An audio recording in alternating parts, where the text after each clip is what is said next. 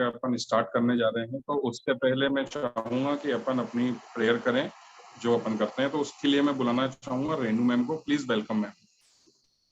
नमस्ते सभी को। Good morning leaders. My self Renu D'Costa. और हम सभी प्रेयर करेंगे, अपने हाथ जोड़ते हैं, अपने अपने इष्ट देव को याद करते हुए मनी मन मेरे पीछे दोहराएंगे। Thank you God, I am a powerful peaceful divine soul. Thank you God, I am a pure and knowledgeable soul. Thank you God, मैं जो जैसा है उसे उसके संस्कारों के साथ उसी रूप में प्रेम पूर्वक स्वीकार करती हूँ। परमपिता परमेश्वर हर पल हर क्षण मेरे साथ है। मैं परमात्मा का प्रिय फरिश्ता हूँ। थैंक यू गॉड, मेरा शरीर मेरा स्वास्थ्य बिल्कुल ठीक है। थैंक यू गॉड, मेरा परिवार सुखी शांत एवं समृद्ध परिवार है। थैंक यू गॉड, अपार सुख के लिए, वैभव के लिए, अच्छे स्वस्थ शरीर के लिए, इतने प्यारे रिश्तों के लिए, इन सांसों के लिए कोटि कोटि धन्यवाद। Thank you God, thank you God, thank you God. सभी अपने हाथों को मलते हुए अपने आंखों और अपने फेस पर मलें। Thank you so much. Thank you ma'am, thank you. और जैसा कि अपन सब जान चुके हैं, तीसरे चैप्टर के अंदर अपने कर्म योग के बारे में बातचीत हुई थी, और अभी चौथे चैप्टर में जो इसी को आगे रखते हुए भगवान कहते हैं कि कर्म योग कौन कर सकता है, किसे कर सकते हैं, तो वही बताया गया है। तो पहला श्लोक में खुद ही बोलता हूँ। इमं विवस्ते योगम प्रोक्तवाहनम व्ययम विवस्वान मनवे प्राह मनुरक्षिवा ब्रवीतः। इसमें जो पहली लाइन जो कही गई है कि इमं विवस्ते योगम प्रोक्तवानम व्ययम, भगवान ने जिन सूर्य मनु और इक्ष्वाकु राजाओं का उल्लेख किया है वे सभी गृहस्थ थे। उन्होंने गृहस्थ आश्रम में रहते हुए कर्म योग के द्वारा परम सिद्धि प्राप्त की थी। अतः यहाँ के इमम अव्ययम और योगम पदों का तात्पर्य पूर्व प्रकरण के अनुसार तथा राजा परंपरा के अनुसार कर्म योग लेना ही उचित प्रतीत होता है। यानी कि इसमें यह कहना चाह रहे हैं कि गृहस्थ जीवन के थ्रू ही जो अपने कर्म होते हैं, उन्हीं कर्म का कर्तव्य करते हुए अपने को अपने जीवन को आगे बढ़ाना चाहिए। दूसरी लाइन है विवस्वान मनवे प्राह मनुरक्षिता वे विव्रता। कर्म योग गृहस्थों की खास विद्या है। ब्रह्मचर्य, गृहस्थ, वानप्रस्थ और संन्यास, इन चारों आश्रमों में गृहस्थ आश्रम ही मुख्य है, क्योंकि गृहस्थ आश्रम से ही अन्य आश्रम बनते हैं और पलते हैं। मनुष्य गृहस्थ आश्रम में रहते हुए अपने कर्तव्य कर्मों का पालन करके सुगमता पूर्वक परम प्राप्ति कर सकता है। उसे परमात्मा की प्राप्ति के लिए आश्रम बदलने की जरूरत नहीं है। भगवान ने सूर्य, मनु, इक्ष्वाकु आदि राजाओं का नाम लेकर यह बताया कि कल्प के आदि में गृहस्थों ने ही कर्मयोग विद्या को जाना। यानी कि अर्थात यही है कहने का मतलब कि अपने जो गृहस्थ जीवन है उसी में जो अपने कर्तव्य हैं, अपने काम हैं, अपनी जो रिस्पॉन्सिबिलिटी अपन जो कह सकते हैं, उसी को निभाते हुए अपना कर्म करते हुए अपने को अपने जीवन में आगे बढ़ना चाहिए। Thank you from my side. और अब मैं सेकंड श्लोक के लिए रेनू डिकोस्टा मैम को बुलाना चाहूंगा। Please welcome ma'am.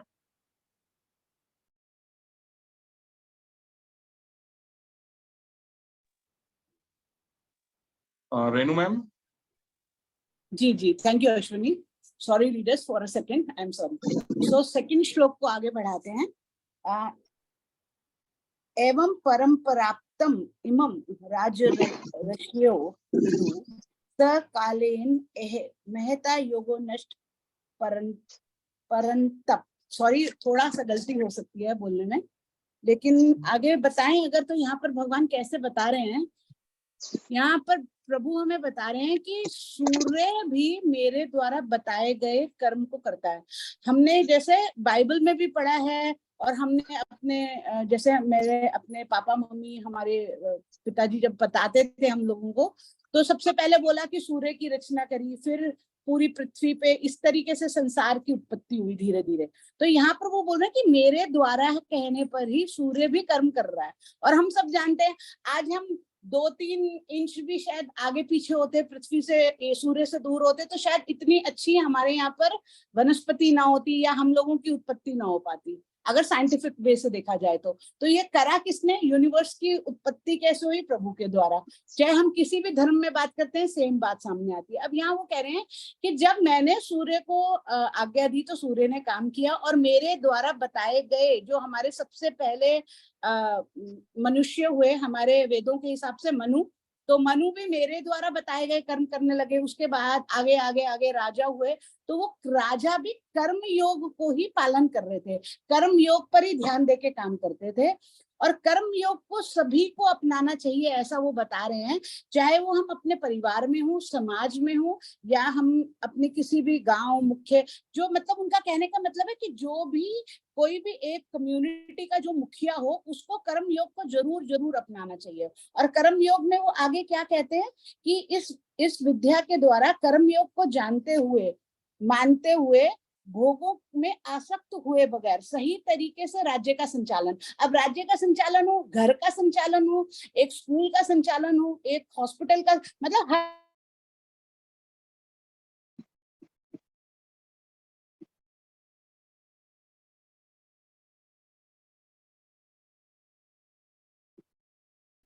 काम करना है। और उसके लिए वो क्या बता रहे हैं कि पहले के राजा टैक्स लेते थे, लेकिन वो प्रजा के हित में लगा देते थे। आज बहुत क्लैरिटी से हम जानते हैं कि हम जीएसटी दे रहे हैं, तो हमारे जो अगर हम यहाँ सीधी सी बात करें तो हम मोदी की बात करते हैं। आके मोदी जी हैं, वो बहुत अच्छे तरीके से संचालन कर रहे हैं, और हम ये सब देख भी रहे हैं कि वो भोगों में लिप्त नहीं हो रहे, वो खुद विलास में लिप्त नहीं हो रहे, बल्कि अपने भारतवर्ष के लोगों के लिए काम कर रहे हैं। तो उसके लिए आगे क्या कह रहे हैं, गृहस्थ और ऋषि क्षत्रिय होने के नाते अर्जुन को ऐसा बता रहे हैं प्रभु कि तुम गृहस्थ भी हो और तुम क्षत्रिय भी हो, तो इसके नाते तुम्हें अपने पूर्वजों के भांति तो कर्मयोग का पालन करना बहुत जरूरी है। और दूसरी बात, जेनेटिक्स की भी बात कर रहे हैं कि जेनेटिकली ये गुण तुम्हारे अंदर अपने आप आया होगा, तो इस गुण को और निखार लो। इन तत्वों को, कर्मयोग को जानने और आचरण में लाने वाले श्रेष्ठ पुरुषों का वो अभी बता रहे बहुत अभाव हो गया है। हम सब जानते तो हैं कि ये कर्म है, ये अच्छा है, ये बुरा है, लेकिन हम अपने विवेक का सही उपयोग नहीं कर रहे, जिसकी वजह से हाँ इस तरीके के कर्म योगी पुरुषों की कमी आ रही है। चाहे वो स्त्री पुरुष, यहाँ पर सेम वो यूज किया गया है। अब वो बोल रहे हैं सूर्य के द्वारा राजाओं को ये गुण मिला, राजाओं से धीरे धीरे आगे और लोगों में आया और धीरे धीरे लुप्त होना। परंतु वो कह रहे हैं कर्म योग का सिद्धांत अपनाए बगैर ना तो हम ज्ञान योग और ना ही भक्ति योग का निरंतर साधन कर पाएंगे। साधना किसी भी तरीके से करनी है, चाहे वो कर्म योग हो, चाहे ज्ञान योग हो, चाहे भक्ति योग हो, लेकिन कर्म योग मतलब विवेक के साथ अपने कर्म करने हैं दूसरों की अच्छाई के लिए, तभी हमें प्राप्ति तत्व की प्राप्ति होगी। और उसके लिए उन्होंने एक लाइन करी है कि मनुष्य शरीर कर्मयोग का पालन करने के लिए अर्थात दूसरों की निस्वार्थ सेवा करने के लिए ही बना है। अगर हम ऐसा नहीं करते हैं तो डेफिनेटली पतन निश्चित है। Thank you so much. Thank you दीदी। Thank you ma'am, thank you. आपने बहुत अच्छे से सेकंड श्लोक की व्याख्या करी। और अब मैं तीसरे श्लोक के लिए आशा मैम को बुलाना चाहूंगा। Please welcome ma'am. Good morning sir. तीसरा श्लोक पढ़ती हूँ। स एवायं मया ते अध्ययन योगः प्रयोक्तः पुरातनः भक्तोऽसि मे सखा चेति रहस्यं हेतदुत्तमम्। तो कहते हैं मेरा भक्त और प्रिय सखा है, इसलिए वही यह पुरातन योग आज मैंने तुझसे कहा है, क्योंकि यह बड़ा उत्तम रहस्य है। तो यहाँ पर वो ही उत्तम रहस्य क्या है, पहले इसके पहले भी श्री कृष्ण भगवान जो है सूर्य को ये ज्ञान दे चुके हैं, तो कह रहे हैं कि वो ही मैं कर्म योग का जो ज्ञान है वो मैं तुम्हें बता रहा हूँ। मैं तो वैसे तुम्हारा सारथी हूँ, लेकिन अभी तुम पहले तो सखा ही थे उसके, तो सखा होने के बाद अब वो उसके शिष्य बने, क्योंकि वो कहता है कि मुझे दो ये ज्ञान। तब वो कहते हैं कि ठीक है, जो मतलब उपदेश मैंने सृष्टि की आदि में सूर्य को दिया था, मैं साक्षात वही अवतार लेकर गुप्त रूप रीति से प्रकट हुआ हूँ। तो यह बहुत रहस्य की बात है। इस रहस्य को आज मैं तेरे सामने प्रकट कर रहा हूँ, क्योंकि तू मेरा भक्त और प्रिय सखा है। तो ये रहस्य है क्या? ये कर्म योग का रहस्य होता है, जिसमें वो तीन बताते हैं, कर्म योग के तीन रहस्य प्रकट किया है। एक नाशवान और अविनाशी क्या चीज होती है वो बताया हुआ है। स्वरूप सत में कभी अपूर्ति नहीं होती, इसलिए मुझे कुछ नहीं चाहिए ऐसा। और करने का दायित्व उसी पर आता है जो कर सकता है। तो इस तरह से वो बता रहे।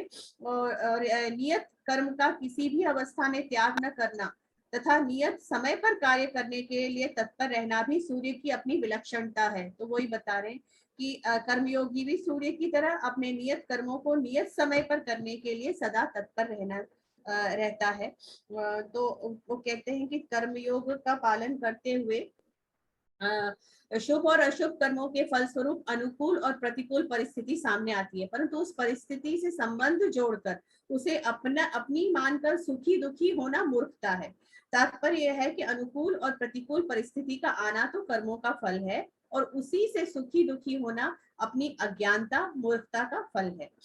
विवेक की पूर्ण जागृति न होने पर कर्मयोगी एक निश्चयात्मकता बुद्धि रहती है कि जो अपना नहीं है उसे संबंध विच्छेद करना है और सांसारिक सुखों को न भोग कर केवल सेवा करनी है। तो इसमें यही बताया कि अगर विवेक की पूर्ति मतलब पूर्ण जागृति नहीं होती है तो जो भी करता है वो उसके साथ संबंध बनाकर सुखी और दुखी होता है कि भाई इसका फल तो ऐसा होगा तो मैं ये कर्म करूं कि नहीं करूं, इस तरह से सोचता रहता है। पर ये सब नहीं सोचना चाहिए, उसे संबंध विच्छेद करना है और संसार दूसरों के लिए करना है। तो सांसारिक सुखों को भोग न भोग कर केवल सेवा करनी है। तो ये है इसका तात्पर्य। Thank you. Thank you ma'am, thank you. Next अब मैं बुलाना चाहूंगा 4th श्लोक के लिए रेणु मिश्रा मैम को। Thank you sir. नमस्कार सभी Please को। welcome, नाम रेणु मिश्रा, पटना से हूँ। और आज का जो श्लोक है, अपरम भवतो जन्म परमं जन्म विवस्वतः कथमेतद् द्विजानीयाम् त्वमादौ प्रोक्तवानिति। ये अर्जुन कह रहे हैं कि भगवान आपका जन्म तो अभी का है और सूर्य का जन्म बहुत पुराना है, अतः आपने ही सृष्टि के आरंभ में सूर्य से यह योग कहा था, यह बात मैं कैसे समझूं। तो उनके मन में सवाल आया कि कृष्ण भगवान तो अभी जन्म लिए हैं और सूर्य तो बहुत पहले से है, तो उन्होंने कैसे उनको यह शिक्षा दिया। तो जैसे अर्जुन का जो ये प्रश्न है वो कोई तर्क नहीं कर रहे हैं और कुछ उसमें मतलब उनको दिक्कत नहीं है, मगर उनको ये जिज्ञासा है कि ये भगवान के जन्म संबंधी जो रहस्य हैं उसको सुगमता पूर्वक समझने की दृष्टि से ही प्रश्न करते हैं, क्योंकि अपने जन्म संबंधी रहस्य को प्रकट करने में भगवान सर्वथा ही समर्थ है। तो अर्जुन ये जानना चाहते हैं कि सूर्य को उपदेश देने के बाद सूर्य वंश की कई पीढ़ियां बीत चुकी हैं और आपका अवतार अभी का है, अतः आपने सृष्टि के शुरू में सूर्य को उपदेश कैसे दिया, यह बात मैं अच्छी तरह समझना चाहता हूँ। Thank you. ये बहुत छोटा है और ये जो इनके सवाल से ही स्पष्ट है कि वो क्या जानना चाहते हैं अर्जुन, और इसीलिए वो भगवान कृष्ण से ये सवाल करते हैं। Thank you so much. Thank you ma'am, thank you. Next अब मैं 5th श्लोक के लिए रश्मि मैम को बुलाना चाहूंगा। Please welcome ma'am. सुप्रभात सभी को। मैं रश्मि शेखावत जयपुर से और मैं 5वां श्लोक पढ़ने जा रही हूँ। बहुनी में व्यातीतानि जन्मानि तव चार्जुन साहन्यम वेद सर्वाणि न त्वं वेदते परंतपः। यहाँ अब अर्जुन को वापस भगवान बताते हैं कि हे अर्जुन, मेरे और तेरे बहुत से जन्म हो चुके हैं, मैं उन सबको जानता हूँ पर तू नहीं जानता है। तो यहाँ श्री कृष्ण भगवान अर्जुन को बता रहे हैं कि क्योंकि वक्ता और सुनने वाले जो हैं वो कृष्ण भगवान और अर्जुन ही हैं, तो वो कह रहे हैं तेरे और मेरे उसमें अंतर ये है कि भगवान ने अपने सारे जितने भी जन्म हैं उनको याद रखा। हम जन्म में यहाँ मान सकते हैं कि ईश्वर के जितने भी अवतार धरती पर आए वो सब उन्हें याद है, किंतु अर्जुन को ये याद नहीं है कि उसने कब जन्म लिया था पहले और किस रूप में। अंश रूप जीवात्मा तथा परमेश्वर में भी यही अंतर है। यद्यपि अर्जुन को यहाँ परम शक्तिशाली वीर के रूप में संबोधित कर रहे हैं भगवान, परंतु शत्रुओं का दमन वह कर सकता है, इसलिए वह शक्तिशाली है। किंतु विगत जन्मों में जो घटनाएं घटी उन्हें स्मरण रखने में वह असक्षम है। वो बहुत वीर है, लेकिन उसे पता नहीं कि वो पिछले जन्म में किस रूप में धरती पर थे। अतः भौतिक दृष्टि से जीव चाहे कितना भी बड़ा क्यों ना हो, वह कभी परमेश्वर की समता नहीं रख सकता। ये सही है, हम अपने जीवन में कितना भी भौतिक सुख इकट्ठा कर लें, धन धान्य, संपूर्णता, घर और हमारे पास सारी सुख सुविधाएं हों, लेकिन फिर भी हम उन सब से अपने पिछले जन्म को याद नहीं रख सकते। ये ईश्वर में ही सिर्फ क्षमता है। अतः भगवान और जीव कभी भी सभी तरह से एक समान नहीं हो सकते, भले ही जीव अर्जुन के समान ही मुक्त पुरुष क्यों ना हो। और आगे इस बात को कहते हुए कृष्ण भगवान से अर्जुन भगवान कह रहे हैं अर्जुन को कि तुम्हें ये स्मरण ही नहीं है। यद्यपि अर्जुन और कृष्ण दोनों ही शाश्वत स्वभाव के हैं। यहाँ पर हमें यह भी देखने को मिलता है कि शरीर परिवर्तन के साथ साथ जीवात्मा सब कुछ भूल जाता है, किंतु कृष्ण सब स्मरण रखते हैं, क्योंकि वो तो एक सच्चिदानंद स्वरूप है। वो शरीर बदलते नहीं, वे अद्वैत हैं, जिसका अर्थ है कि उनके शरीर और उनकी आत्मा में कोई अंतर नहीं है। जबकि साधारण मनुष्य का शरीर ही बदलता रहता है, आत्मा शरीर के अंदर जाती है। वह अद्वैत है और उनसे संबंधित हर वस्तु आत्मा है, जबकि बुद्धि जीव अपने शरीर में से भिन्न होता है, क्योंकि भगवान के शरीर तथा आत्मा अभिन्न है। अतः उनकी स्थिति तब भी सामान्य जीव से भिन्न बनी रहती है जब वे भौतिक स्तर पर अवतार लेते हैं। यानी कि जब पृथ्वी पर ईश्वर अवतार लेते हैं तो वो एक साधारण मनुष्य दिखते हैं, लेकिन उनसे बहुत भिन्न होते हैं। थैंक यू भैया, over to you. Thank you ma'am, thank you. और नेक्स्ट 6 श्लोक के लिए मैं बुलाना चाहूंगा सरिता मैम को। Please welcome ma'am. धन्यवाद आप सभी का और सभी को सुप्रभात। यहाँ पे जो अभी चैप्टर चल रहा है उसमें भगवान श्री कृष्ण जो हैं अपना विज्ञान दे रहे हैं अर्जुन, और अपने प्रादुर्भाव, किस प्रकार से उनका जन्म होता है, किस प्रकार से वो लीलाएं करते हैं, उस सब के बारे में वो बता रहे हैं। तो इसी क्रम में 6ठा श्लोक जो है वो उनके अजन्मे और अविनाशी स्वरूप को दर्शाता है। अजो अपि सन अव्यय आत्मा भूता नाम ईश्वरो अपि सन प्रकृतिम स्वाम अधिष्ठाय संभवाय आत्मा माया। मतलब इसमें ये है, इसमें कई चीजों का ध्यान वर्णन किया गया है। अज, अविनाशी, भूता नाम ईश्वर। मतलब मैं श्री कृष्ण कहते हैं अर्जुन से कि मैं स्वयं अज हूँ, यानी अजन्मा हूँ, अविनाशी हूँ, जिसका कभी विनाश नहीं होता, और सभी प्राणियों का ईश्वर हूँ। भूता नाम ईश्वरो अपि, सभी प्राणियों का ईश्वर हूँ, और प्रकृति को स्वयं में अधिष्ठात करते हुए, प्रकृति को स्वयं में समाहित करते हुए, वो प्रकृति के जो 3 गुण होते हैं, सत्व रज तम, इन तीनों गुणों से परे हूं मैं। और फिर भी मैं जन्म लेता हूँ। जन्म लेने का यहाँ पे उनका अभिप्राय ये होता है कि जो ईश्वर है, जो श्री कृष्ण है, श्री कृष्ण ने स्वयं को यहाँ पे एक ईश्वर के रूप में प्रतिस्थापित किया है। कहीं भी किसी भी ग्रंथ में, किसी भी जो धर्म संस्थापक थे, उन्होंने ये नहीं कहा कि मैं स्वयं ईश्वर हूँ, लेकिन यहाँ श्री कृष्ण स्वयं कहते हैं कि मैं स्वयं ईश्वर हूँ, स्वयं परब्रह्म हूँ, तुम मेरी शरण में आओ, मैं सबका उद्धार कर सकता हूँ। तो इसी क्रम में इन्होंने जो लिखा, इन्होंने जो बताया है, यद्यपि मैं अजन्मा और अविनाशी हूँ, मेरा कभी विनाश नहीं हो सकता, और यद्यपि मैं समस्त जीवों का स्वामी हूँ, तो भी प्रत्येक युग में अपने आदि दिव्य रूप में प्रकट होता हूँ। अपने योग माया के कारण, योग माया की सहायता से मैं आदि रूप में प्रकट होता हूँ। 2 चीजें यहाँ पे सन्निहित होती हैं कि जो ईश्वर है और जो योग माया है, जो उनकी जो लीलाएं होती हैं, वो लीलाएं उनकी योग माया के कारण होती है, उनकी अंतरंगा शक्ति के कारण होती हैं, और वो अंतरंगा शक्ति ही उनको जन्म जन्मांतर तक जो है साथ देती है, जो विभिन्न प्रकार की क्रियाओं को, विभिन्न प्रकार की लीलाओं को, जो विश्व को, पूरे ब्रह्मांड को संदेश देने के लिए पर्याय बनती है, वो योग माया के द्वारा ही बनती है। ईश्वर की जो प्रकृति है वो सत्व रज तम, इन तीनों गुणों से परे हैं। वो जन्म लेते हैं, जैसे कि अभी 5th श्लोक में बताया गया है कि आम इंसान, आम व्यक्ति, जैसे या जो सन्यासी लोग हैं, जो धर्मी लोग हैं, वो अगर जन्म लेते हैं तो उनको पूर्व जन्म की कोई भी बात याद नहीं रहती। चलिए हम अपने पे लेते हैं कि कल हम इस वक्त, इस समय, इस क्षण क्या बोल रहे थे। शायद हम अगर बोले, अगर हम आपसे रिकॉल करने के लिए बोले, तो अपने को ये याद करना पड़ेगा, अपने अपनी बुद्धि को, अपनी स्मृति को कुरेदने की जरूरत होगी। लेकिन यहाँ ईश्वर जो है उनको इन सभी चीजों से परे हैं वो। तो यहाँ पे दिव्य ज्ञान के अंतर्गत ये 6ठे श्लोक में श्री कृष्ण ने स्वयं के जन्म की जो विशेषता है वो बताई है। Thank you so much. Thank you ma'am, thank you. आपने बहुत अच्छे से 6 श्लोक और फिर श्लोक को कंसीडर करते हुए पूरा बताया। अब मैं नेक्स्ट 7 श्लोक के लिए संगीता मैम को बुलाना चाहूंगा। Please welcome ma'am. धन्यवाद सर। सुप्रभात। 6 श्लोक के जो संदर्भ में ही 7 श्लोक है, क्योंकि काफी प्रसिद्ध भी है। यदा यदा ही धर्मस्य ग्लानिर्भवति भारतः अभ्युत्थानम् अधर्मस्य तदात्मनं सृजाम्यहम्।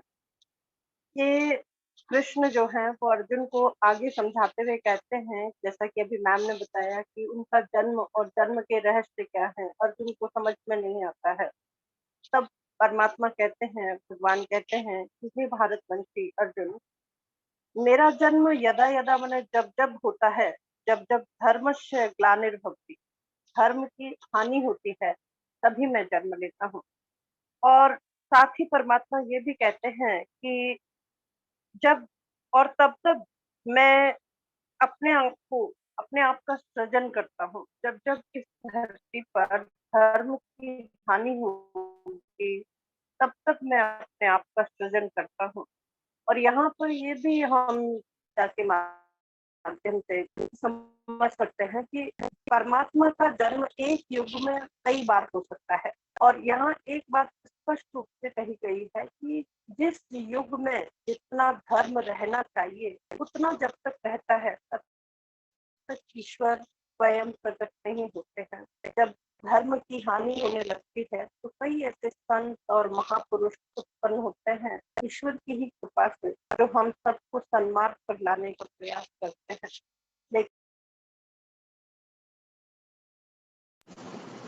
Thank you ma'am, thank you. मैं म्यूट हूँ। मैं म्यूट थी सर, मेरी आवाज आ रही थी? यस मैम, बीच में अनम्यूट हो गया था आपका। तो इसमें यही बताया गया है कि जब भी ईश्वर का जन्म तभी होता है जब इस युग, किसी भी युग में धर्म की हानि होती है, तभी ईश्वर स्वयं जन्म लेते हैं। उससे पूर्व वो अपने द्वारा ही प्रेरित संत और महात्माओं को इस धरती पर भेजते हैं और वे हमें सन्मार्ग पर लाने का प्रयास करते हैं। जब उनके द्वारा भी हमारी समझ नहीं बैठती है और आसक्ति और कामनाएं बढ़ती जाती है, तब परमात्मा स्वयं इस धरती पर जन्म लेते हैं और धर्म की स्थापना करते हैं। Thank you ma'am. नेक्स्ट अब मैं नेक्स्ट श्लोक के लिए 8वें श्लोक के लिए बुलाना चाहूंगा भवानी सर को। Please welcome sir.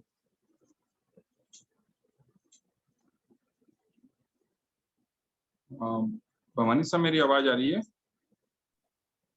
Thank you so much सुनी जी। यस। 8वां श्लोक है, परित्राणाय साधूनां विनाशाय च दुष्कृतां धर्म संस्थापनार्थाय संभवामि युगे युगे। इसका अर्थ है कि साधुओं की यानी कि भक्तों की रक्षा करने के लिए और दुष्टों का विनाश करने के लिए और धर्म की भली भांति स्थापना करने के लिए मैं प्रत्येक युग में बार बार अवतरित होता हूँ, है ना। तो इसकी अपन व्याख्या करते हैं। इसमें इस पूरे जो श्लोक है इसके अंदर भगवान के अवतरण का प्रयोजन बताया गया है, मतलब किस कारण से वो अवतरित होते हैं धरती के ऊपर। तो परित्राणाय साधूनाम, इसका अपन अगर व्याख्या करें तो साधु जो है वो भगवान के बताए हुए सतमार्ग पर चलने वाले उनके आश्रित भक्तों को साधु कहा गया है यहाँ पे, है ना, जिनका एकमात्र उद्देश्य होता है परमात्मा की प्राप्ति, है ना। इन्हीं के द्वारा धर्म का प्रचार होता है ना। कामनाएं जितनी कम होती है उतनी साधुता अधिक होती है। प्रत्येक प्राणी के प्रति हित होता है इन साधुओं के अंदर ना। इनकी मतलब व्याख्या की कि साधु का व्यवहार कैसा होता है। इसमें एक शंका भी है कि भगवान साधु की रक्षा करते हैं तो फिर दुख क्यों पाते हैं साधु जन। रक्षा का तात्पर्य यहाँ पे है कि उनके भावों की रक्षा हो, क्योंकि देह आदि या दूसरे अन्य पदार्थ हैं, सांसारिक पदार्थ हैं, उसका इनके लिए कोई विशेष महत्व नहीं लेते ही है ना। प्रतिकूलता में भी अधिक प्रसन्न होते हैं क्योंकि उससे इनका मानना है कि अधिक आध्यात्मिक लाभ इनको प्राप्त होता है ना। उनकी रक्षा करना ही है है ना, इसलिए भगवान उनकी रक्षा करते हैं। विनाशाय च दुष्कृताम, इस पद का इसमें यहाँ पे वर्णन है कि धर्म का नाश करने वाले दुष्टों का निवारण करने के लिए भगवान अवतरण लेते हैं ना।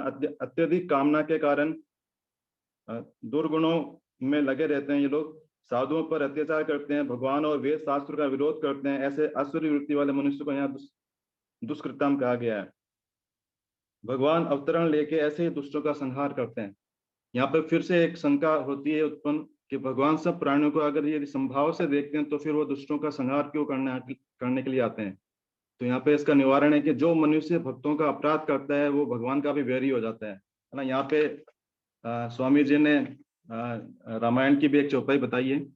सुनु सुरेश रघुनाथ सुभाऊ, निज अपराध रिसाही ना काऊ, जो अपराध भगत कर कोई, राम रोष पावक सो जरई। तो इस पद का उपयोग करके उन्होंने बताया कि दुष्टों का निवारण करने के लिए, विनाश करने के लिए भगवान धरती पे आते हैं ना। पापी का विनाश भगवान स्वयं करते हैं, अतः उन्हें भक्त भक्तिमान कहा गया है यहाँ पे, है ना। इसके आगे अपन देखते हैं कि भगवान द्वारा पृथ्वी, अन्न, वायु, सूर्य, साधु व दुष्टों सभी का समान रूप से उपलब्ध है ना, इनकी भगवान की कृपा। तो फिर जब ये जो प्राकृतिक चीज है ये पक्षपात नहीं करते हम सभी के अंदर, तो फिर भगवान क्यों पक्षपात करेंगे, है ना। यहाँ पे फिर से एक भगवान को दुष्ट मनुष्य से नहीं बल्कि उनकी जो प्रवृत्ति होती है, उनके जो कर्म होते हैं उनसे विरोध होता है ना। भगवान के हाथों जो मारे जाते हैं वे सीधे भगवान के धाम को प्राप्त होते हैं। यहाँ पे फिर से एक शंका बताते हैं कि पाप आचरण करके भगवान के हाथों मरकर यदि धर्म को ही प्राप्त होना है तो फिर हम सत्कर्म करें ही क्यों, है ना। कोई अगर पॉजिटिव आदमी मतलब पॉजिटिव वर्क क्यों करे, केवल उन्हें ही मारते हैं भगवान जिन्हें कोई दूसरा मार नहीं सकता है, कि दूसरा मार देगा तो फिर उनकी मुक्ति कैसे हो पाएगी, है ना। तो धर्म स्थापना है तीसरा जो प्रयोजन है भगवान का धरती पे अवतरित होने का, वो है धर्म की स्थापना करना। निष्काम भाव का आदेश, उपदेश और प्रचार ये धर्म की स्थापना है। निष्काम भाव की कमी असत्य वस्तुओं को सत्ता देकर उसे महत्व देने का धर्म में बढ़ाता है मतलब। अतः भगवान अवतार लेकर आचरण के द्वारा निष्काम भाव का प्रचार करते हैं, जिससे धर्म की स्थापना होती है, स्वतः हो जाती है। शाश्वत धर्म की स्थापना के लिए भगवान अवतरण लेते हैं। धर्म का नाश नहीं होता, ह्रास होता है, जिससे भगवान स्वयं धर्म की अच्छी से स्थापना पुनः सुनिश्चित करते हैं। संभवामी युग योगे, जो चौथा पद है इसका अर्थ है कि आवश्यकता पड़ने पर भगवान प्रत्येक युग में कई बार अवतरण लेते हैं, है ना। इसमें वापस एक शंका है कि धर्म की स्थापना, दुष्टों का नाश, संतों की रक्षा करना है, ये काम अवतार दिए बगैर नहीं हो सकते। Thank you so much. Back to जी sir, thank you sir. Actually time हो चला है सर थोड़ा। जी सर, नेक्स्ट मैं 9th श्लोक की तरफ बढ़ना चाहूंगा। 9th श्लोक के लिए मैं सरिता मैम को दोबारा बुलाना चाहूंगा। Please welcome ma'am. Thank you so much. और जैसे कि हमने अभी छठे श्लोक में ईश्वर की अवतरण की विशेषताएं जानी थी, उसी क्रम को थोड़ा सा आगे बढ़ाते हैं। जन्म कर्म च में दिव्यमेव यो वेत्ति तत्वतः, यत्तक्त्वा देहम पुनर्जन्म नयति मामेति सोर्जुनः। हे अर्जुन, जो मेरे आविर्भाव तथा कर्मों की दिव्य प्रकृति को जानता है, वह इस शरीर को छोड़ने पर इस भौतिक संसार में पुनः जन्म नहीं लेता, अपितु मेरे सनातन धाम को प्राप्त होता है। यहाँ पे दो बातें बहुत ही प्रमुख है। एक तो जो मेरे आविर्भाव यानी ईश्वर के प्रादुर्भाव की सत्यता को जान लेता है, स्वीकार करता है। जानना और स्वीकार करना बहुत ही अलग बात है।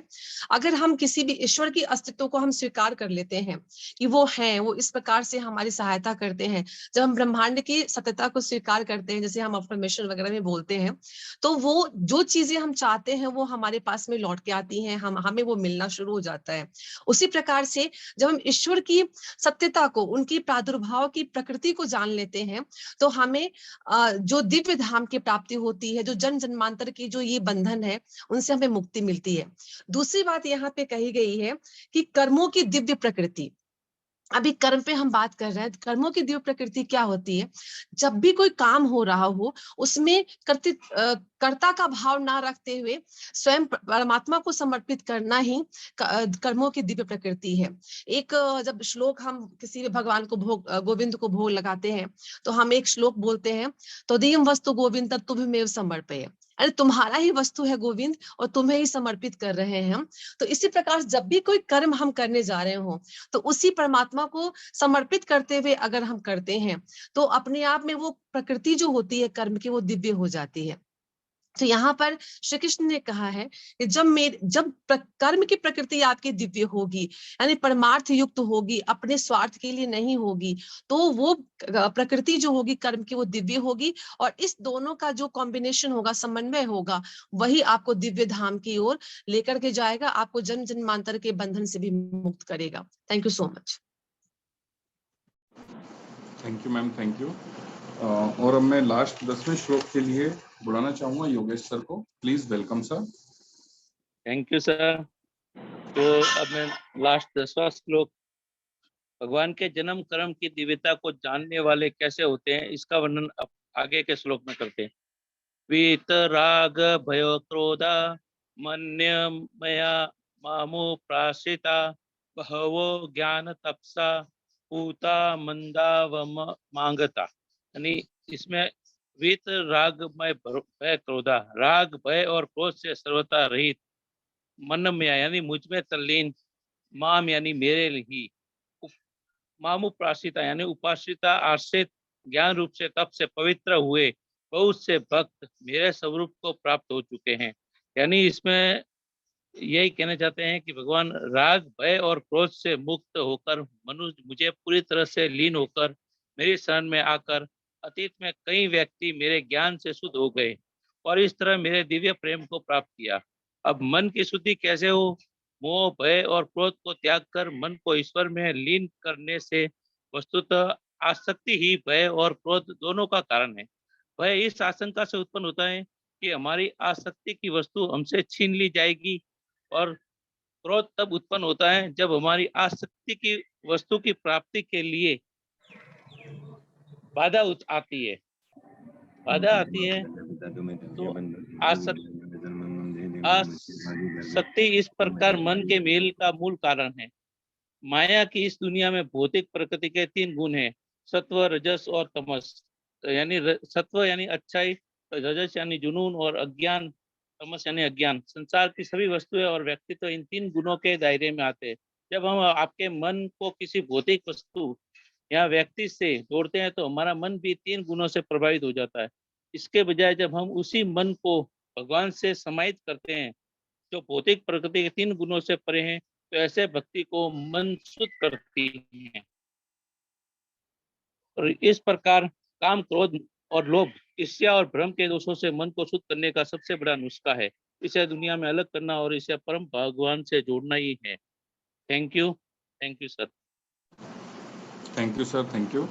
और सभी श्लोक अपने आज पूरे हुए हैं, 10 श्लोक पूरे हो चुके हैं। और अब मैं आगे सर को बुलाना चाहूंगा। Please welcome sir, Vivek sir, please welcome sir. Thank you so much Ashwin. बहुत अच्छी होस्टिंग और सभी लोगों ने अपने अपने तरीके से न्याय किया 10 के 10 श्लोक के साथ में। और अभी मैं उसकी व्याख्या नहीं करने जा रहा हूँ, लेकिन मुझे एक तरीका बहुत अच्छा लगा जिससे कि हमारे 5 से 7 मिनट बढ़ सकते हैं कि जितने भी लोग हैं हमारे मॉर्निंग बुक क्लब के अंदर, वो मैजिकल जो हमारा बुक क्लब है व्हाट्सएप ग्रुप, उसको प्लीज ज्वाइन कर ले, अपने साथी से कह के ज्वाइन कर ले। मैंने एक इनवाइट लिंक भी डाला है, तो हम हर रोज वहीं पर ही जो है ना, होस्ट तो यहाँ पे बता देंगे कि कल होस्ट कौन है, और उस होस्ट की रिस्पॉन्सिबिलिटी होगी कि उस ग्रुप पे अगले सारे श्लोक्स का नॉमिनेशन ले लेंगे वो। तो उससे हमारे को फायदा ये होगा कि यहाँ पर हमारा कुछ समय बच जाएगा, तो हम अच्छे और ज्यादा अच्छे तरीके से व्याख्या कर सकते हैं, थोड़ा ज्यादा समय हम श्लोक्स को दे सकते हैं। क्योंकि 5 मिनट हमारा इसी चीज में चला जाता है कि कौन जना कौन सा श्लोक करेगा। जैसे अभी सोनू बालाजी बोल रही है मैं 11वां करूंगी, लेकिन उनको ये बात लिखनी है ग्रुप के अंदर। तो कल की हमारी होस्ट रहेंगी रेणु दीदी, रेणु मिश्रा दीदी है ना, उन्होंने बोला या गिलेक जी किस नाम, पहले गिलेक जी के नाम से ज्वाइन कौन था? मुझे लगा रेणु जी हैं। गिलेक नहीं सर, जी ने संगीता बोला मैम, संगीता मैम। हाँ, संगीता मैडम है, तो संगीता मैडम होस्ट करेंगी। संगीता मैडम, अपने को नाम को चेंज करना चाहिए, मैं कंफ्यूज हो गया कि शायद ये रेणु जी का नाम है। तो संगीता मैडम, आप जो है कल होस्टिंग करेंगे, तो आपको मैजिकल बुक क्लब के अंदर 11 से लेके 20 तक के नॉमिनेशंस ले लेने हैं। तो यानी आज से अपना प्रोसीजर ये सेट हो गया, जिसको कॉर्पोरेट वर्ल्ड के अंदर और हमारे गवर्नमेंट सेक्टर के अंदर बोलते हैं SOP, standard operating procedure, standard operating practices. तो धीरे धीरे एसओपीज बनती रहती हैं। कई बार हम उसको शेड्यूल ऑफ पावर भी बोलते हैं, है ना, वो अलग चीज होती है। तो जैसे हमारे एलओसी के कई सारे नाम होते हैं ना, तो यहाँ पर अब हमारी एसओपी बन गई है कि हम ग्रुप के अंदर नॉमिनेशंस लिया करेंगे और होस्ट यहाँ पर ही अपन तय कर लेंगे। Is it fine with everyone? मुझे लगता है बढ़िया होएगी सब बात। तो अश्विन, आप आगे बढ़ाएं मीटिंग को। Thank you. Thank you sir, thank you. और अब मैं चाहूंगा अगर तिलक सर हमारे साथ हैं तो प्लीज वेलकम सर।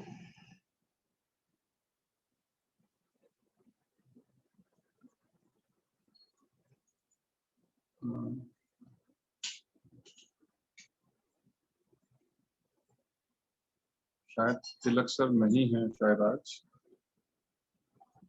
हाँ, मैंने अभी सर्च किया, तिलक जी दिखाई नहीं Yes, दे sir. रहे हैं। तो पीयूष मैम को बुलाते हैं। प्लीज वेलकम मैम, क्योंकि अभी 5 मिनट है तो थोड़ा और जान लेते हैं। जी मैं प्लीज अभी वेलकम 5 मैम। मिनट, ये 5 मिनट इसीलिए बचे हैं कि अपन नॉमिनेशन नहीं ले रहे हैं। जी सर। बहुत अच्छी टाइम बाउंड होस्टिंग, बहुत शानदार Ashwin, thank you so much. Thank you ma'am, welcome thank you Piyush. Sir, thank you. Piyush ma'am है।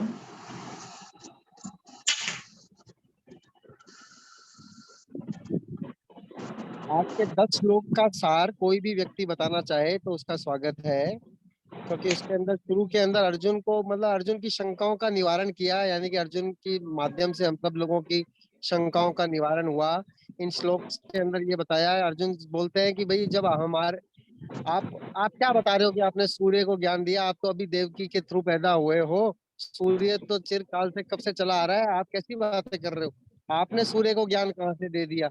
है ना, सूर्य तो कब से है और आप तो अभी आए हो। तो फिर भगवान पहले 5 लोग में तो मतलब पूछते जा रहे हैं अर्जुन की, कैसे पॉसिबल है, आप बातें कैसी कर रहे हो? जैसे हम कह रहे हैं ना कि हमारे को समझ नहीं आ रही गीता अभी, है ना, तो जब पढ़ते रहेंगे तो समझ में आएगी। तो फिर भगवान ने बताया कि जन्म का कैसे बार बार मैं जन्म लेता हूँ, कब मैं किस तरीके से। तो 7वां श्लोक था, वो मुझे अभी पता चला कि जो सबसे फेमस श्लोकों में से एक मानते हैं अपन, जगह जगह सुनते हैं, जगह जगह पिक्चर्स के अंदर करते हैं, यदा यदा, है ना, धर्मस्य हानि भवते भारते। तो मतलब जब जब धर्म की हानि होती है तब मैं आता हूँ। तो ये 4थे अध्याय का 7वां श्लोक है, ये मुझे आज पता चला। तो ये कितनी अच्छी बात है। तो उसको भी कोई और अच्छे से एक्सप्लेन करना चाहे, किसी और चीज, मतलब ये है कि भगवान ने बताया कि जब जब भी धर्म की हानि होती है तब तब मैं जो है वो अलग अलग रूप के अंदर जन्म लेता हूँ और वापस से धर्म की स्थापना करवाता हूँ। और जो अज्ञानी लोग हैं या जिनको कम ज्ञान है या जिनके अंदर योग्यता नहीं है या जो इनके अंदर वो कॉम्पिटेंस नहीं है, तो उनको अपने पूर्व जन्म का याद नहीं होता। मुझे याद नहीं है कि मैं पूर्व जन्म में कुत्ता था, बिल्ली था, छिपकली था, कॉकरोच था, मक्खी था, या इंसान ही था, या कौन था। तो ये जन्म जन्मांतर के बंधन से मुक्त होने को ही मोक्ष कहा जाता है। तो कहते हैं जब आप अपने अच्छे काम करते हो, आप अपने कामों के अंदर, राइट, और इसमें ये भी बात कही है कि अपने गृहस्थ रहते हुए ही अपने सब कामों को करते हुए अपने प्रभु का ध्यान रखें। यानी कि सब कुछ करते करते अपन कर सकते हैं। कितना एमवे के साथ मैच करता है। ऐसा नहीं है कि आपको जो है वो बस सब कुछ छोड़कर और एकदम आप बस तो ओम ओम करते रहो तो उससे कुछ होएगा। वो कहते हैं कर्म करने वाली बात है ना। तो इस तरह की बातें की हैं। तो बहुत ज्यादा इसके अंदर मेरी एक्सपर्टीज तो नहीं है, लेकिन पीयूष बहुत अच्छे तरीके से समझा सकती थी, शायद वो भी नहीं है, तिलक जी भी नहीं है, तो कल समझेंगे हम। तो कल की होस्टिंग जो है वो संगीता जी करेंगी। और आज का अफर्मेशन कौन करने वाला है, please come up. Back to you Ashwin. Thank you sir, thank you. और अभी मैंने संतोष मैम का हैंड रेज देखा था, अगर वो कुछ कहना चाह रहे हैं तो प्लीज वेलकम, नहीं तो फिर अफर्मेशन की तरफ आगे बढ़ेंगे। अफर्मेशन मैं करवा दूंगा सर। Okay sir.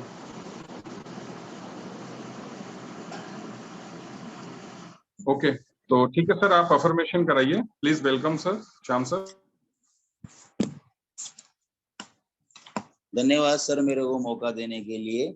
सभी अपने अपने हाथ जोड़ लें और मेरे साथ में मन ही मन में बोले, मैं जीतता हूं क्योंकि मैं जीतने के लिए पैदा हुआ हूं।